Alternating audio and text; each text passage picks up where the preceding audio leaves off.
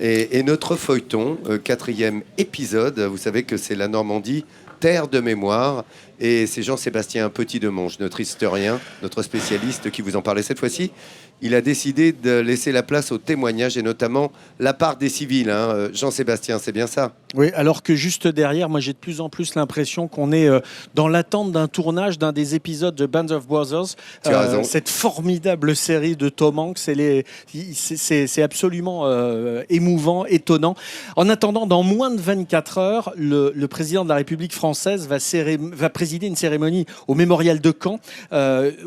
Demain à 9h, on va rendre hommage aux 20 000 civils normands qui sont tombés pendant la bataille de Normandie. Alors je vous propose effectivement ce matin de plonger dans les souvenirs de ces Normands qui ont vécu ces jours cruciaux de l'histoire en 1944. Il y a 70 ans, Henri-Jean, Marcel, Michel étaient enfants. Ils ont vu des parachutes tomber du ciel, ils ont vu des soldats parachutistes arriver, ils ont vécu cette bataille de Normandie au plus près. Mémoire et émotion, tout est intact. Comment pourrait-il en être autrement ? Il s'appelle Marcel, Henri-Jean, Michel. Autant de témoins qui ont vécu enfants la nuit du débarquement à Sainte-Mère-Église. Ils avaient entre 7 et 16 ans. Et 70 ans plus tard, ils se souviennent encore de cette nuit qui a changé leur vie. Donc voilà, c'est là où il y a la croix verte. Il n'y avait pas de croix verte à ce moment-là. Henri-Jean Renaud allait avoir 10 ans en juin 1944. Il vivait au-dessus de cette pharmacie tenue par son père, qui était également maire de Sainte-Mère-Église. Quelques jours avant le 6 juin, son père a, comme beaucoup de Normands, un pressentiment. Mon frère était pensionnaire à 10 km d'ici. Or, le dimanche soir, il lui a dit « Tu ne pars pas à l'école ». Il avait un sentiment pas désagréable, mais d'inquiétude quand même, avec des passages d'avions, des bombardements à droite, à gauche. Et il lui a dit « Non, tu pars pas à l'école ». Et bien, 24 heures après, c'était le débarquement. Dans la nuit du 5 au 6 juin, son père est réveillé en pleine nuit. Il doit aller éteindre d'urgence un incendie dans le village. Quelques minutes plus tard, un spectacle incroyable se produit. On entend un bruit, mais vraiment assourdissant. C'est le souvenir que tous les gens, même qui n'ont rien vu, c'est le souvenir dont ils se souviennent, des vagues successives d'avions qui passent à très basse altitude, 800 avions C-47 qui passent par vagues successives. Donc c'était très intriguant. À partir de ce moment-là, les mitrailleuses du clocher, les armes automatiques se mettent à tirer à tout va. Mais à un moment, j'ai vu 3 ou 4 parachutes qui descendaient. Et puis au bout d'un certain temps, mon père est revenu, tout excité. Il a dit c'est vraiment le débarquement, c'est pas une opération de commando, c'est pas une opération limitée, c'est trop vaste, c'est vraiment le débarquement.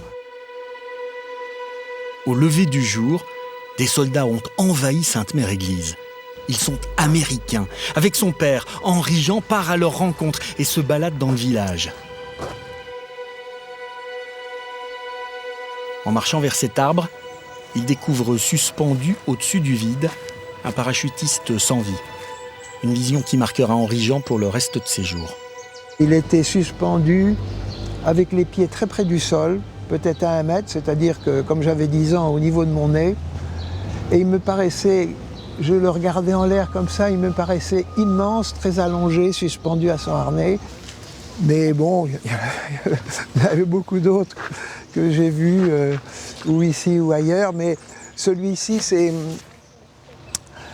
Dans les émotions, il y en a une qui marque plus que les autres. Celle-là m'a plus marqué. Et puis, je crois que de penser à celui-là, c'est en même temps penser à tous les autres. Hein. Je ne fais pas une fixation là-dessus, mais pour moi, il est mon symbole. Il est descendu du ciel, il n'a même pas eu le temps de poser les pieds sur terre. Voilà. Si les Américains sont à Sainte-Mère-Église, le village n'est pas pour autant libéré. Dans les heures qui suivent, les Allemands vont tirer des obus. Il faut alors partir au plus vite. Michel Lecambé habitait ici. Son père, coiffeur, est averti par un Américain qu'il doit partir car sa maison est trop proche d'un carrefour stratégique. Malgré ses conseils, son père refuse de quitter le foyer. Nos voisins, les Goupillots qui sont ici, au travers de la vitrine, nous font signe de venir les rejoindre.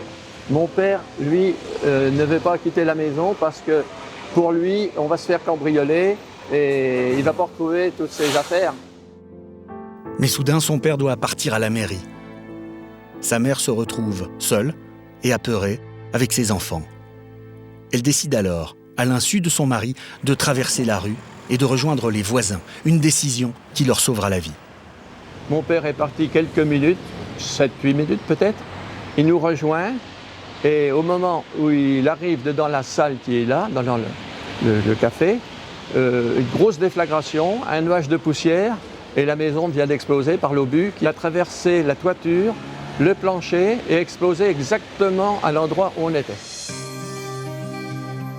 Pour sauver leur vie, beaucoup de familles passeront les nuits suivantes dans des tranchées, car les Allemands préparent la contre-attaque. À cette époque, Marcel Maré habite dans cette ferme des environs de Sainte-Mère-Église. Il a 9 ans. Au bout de cette allée, arrive une voiture allemande. En descend un officier qui réquisitionne l'exploitation. Le grand-père de Marcel a alors une idée astucieuse. Il invite l'officier à dîner. L'Allemand, appréciant le geste, passe aux confidences. Il a dit à mon père, il a dit « Monsieur Marais, vous allez atteler votre cheval et la voiture et vous allez emmener toute votre petite famille sur Saint-Sauveur-le-Vicomte. Faut pas rester là parce qu'on va livrer une grande bataille. Je veux que vous partiez avant que le colonel, qui va arriver d'ici peu de temps, que vous partiez de l'exploitation avant que le colonel arrive. Parce que le colonel est très méchant pour le civil. » Quand l'officier allemand a mangé le midi, il a ouvert son portefeuille. Il a sorti 2 photos. Une photo, il avait 2 filles, une qui était de l'âge à ma sœur Juliette et une autre fille qui était de mon âge. Et il a simplement dit aux parents, je ne les reverrai jamais. Beaucoup d'Allemands avaient alors compris que leur guerre était perdue. Certains ont fait ce geste rare, sauver la vie des ennemis. Quand la famille Marais reviendra plus tard sur les lieux, elle découvrira sa ferme en ruine. Sont nombreux les témoignages de ces civils qui ont vécu ces événements incroyables. Pendant longtemps, ils se sont tus pensant que leurs petits souvenirs n'avaient rien à faire dans la grande histoire. Depuis une vingtaine d'années, on a vraiment pris conscience de l'importance de ces récits individuels et on a découvert une masse de petits gestes d'humanité incroyables, une somme de ces petites histoires qui font ce qui s'est passé pendant toute cette période de la bataille de Normandie jusqu'à la libération de l'Europe. Et c'est ça aussi l'importance des témoignages qui se passent en ce moment pendant cette semaine de commémoration ici en Normandie.